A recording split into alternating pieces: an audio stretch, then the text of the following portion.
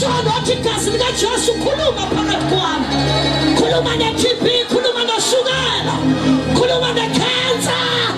Speak against, speak against, speak against, speak against all disease.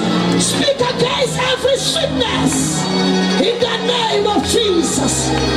Asithandaze ebusuku. Baba egameni likaJesu Kristu. Inkosi noNkulunkulu wethu. Owamthumela emhlabeni ezakithi.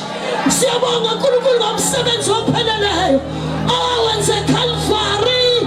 Wathi kufasiwe. Kodwa nobona kuphelele. Baba wethu namandla onke. Ukuphelela wakucinga kufana. Wabona kufanele uJesu aqhubekele thuneni. Ayayidesi. Ayotshela bonke. Amandla obumnyama. Imimoya